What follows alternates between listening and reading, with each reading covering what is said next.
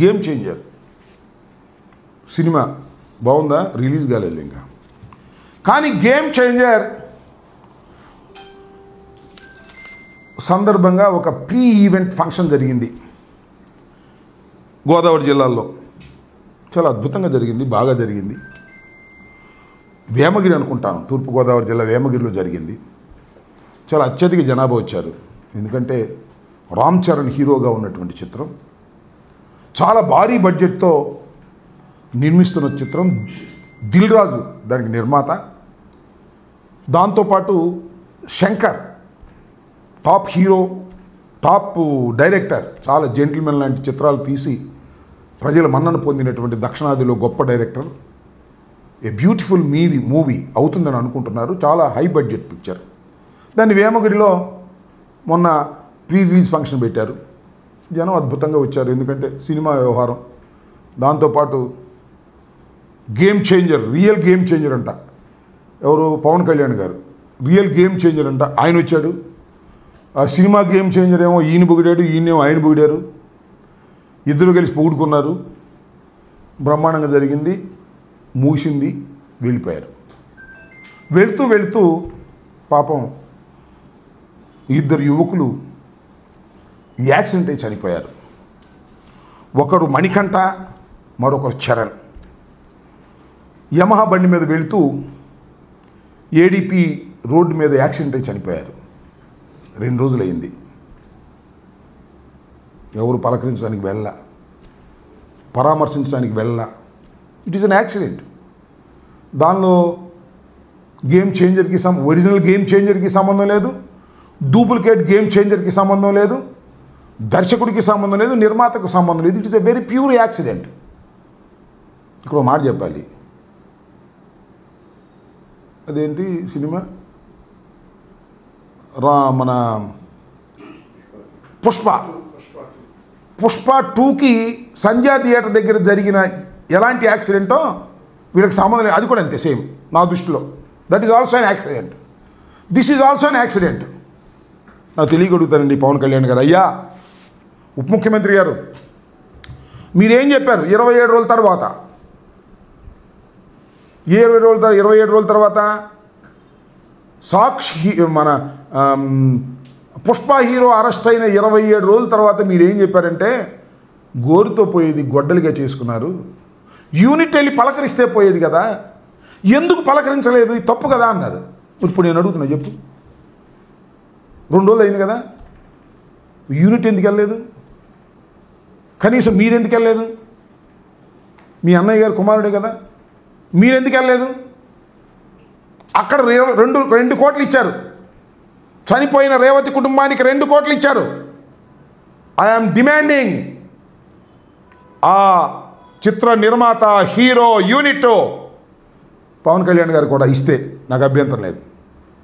ఆ చనిపోయినటువంటి మణికంఠ కుటుంబానికి, రామ్ చరణ్ కుటుంబానికి చెరు 2 కోట్లు సహాయం చేస్తారా లేదా చెప్పని నేను అడుగుతా ఉన్నా.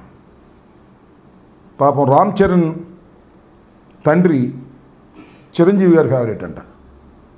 ఆయన పళ్ళ వ్యాపారం చేసుకుంటాడు. చిరంజీవి గారి కొడుకు చరణ్ పెట్టుకున్నాడు, ఈయన చరణ్ పెట్టుకున్నాడు. అంత అభిమానం ఉన్నటువంటి వ్యక్తులు ప్రాణాలు పోయాయి. వారి కుటుంబాలు చేంజ్ అయిపోతున్నాయి. పేద కుటుంబాలు. ఇవ్వండి. ఇవాళ ఏదైతే పుష్ప సినిమాకు సంబంధించి రేవతికి 2 కోట్ల రూపాయలు ఇచ్చారో, ఈ 2 కుటుంబాలకి 2 కోట్ల రూపాయలు ఇచ్చి ఒక్కొక్కరికి మీ చిత్తశుద్ధిని నిరూపించుకోండి. లేకపోతే మీరు ద్రోహులుగా చిత్రీకరించబడతారు. పవన్ కళ్యాణ్ గారు, ఎదుటి వారికి చెప్పేటందుకే నీతులు ఉంటాయి, మనం ఆచరించడానికి మాత్రం నీతులు ఉండవు అనేటువంటి మెసేజ్ని మీరు పంపిన వారు అవుతారని ఈ సందర్భంగా నేను వారికి చెప్పదలుచుకున్నాను. ఓకే. ఆల్రెడీ నిర్మాత ఉన్నటువంటి దిల్ రాజు 5 లక్షలు అనౌన్స్ చేశాడు, 25 లక్షలు. అయితే ఈ ఇన్సిడెంట్కి ఆ ఇన్సిడెంట్కి క్వైట్ ఆపోజిట్ ఉంది. ఎందుకంటే అది థియేటర్ ప్రిన్సెస్లో జరిగింది, ఇక్కడ బయట జరిగింది. అర్థమైంది. ఆంటీ వేలో జరిగింది. థియేటర్ ప్రిమిసెస్లో జరిగిందా, అవుట్ జరిగిందా కాదు. What is the cause of that? ఆ రోజున పుష్ప సినిమా దగ్గరికి పుష్ప హీరో వెళ్ళకపోతే అది జరిగేది కాదు. ఓకే, ఇవాళ వేమగిరిలో ఇది పెట్టకపోతే, పవన్ కళ్యాణ్, రామ్ చరణ్ వీళ్ళు రాకపోతే ఇది జరిగేది కాదు. దానికి దీనికి దూరం ఎంత ఉంది? కాదు. ప్రాణాలు, అక్కడ ప్రాణాలే, ఇక్కడ ప్రాణాలే. మీ అభిమానులే మీకోసమే వచ్చారు, వెళ్ళారు. మీకు డబ్బు ఎక్కువ, మానవత్వం ఎక్కువ, తేల్చండి పవన్ కళ్యాణ్ గారు అని అంటున్నా. అదేంటి పవన్ కళ్యాణ్ గారు ఒక గొప్ప స్టేట్మెంట్ ఇచ్చాడు.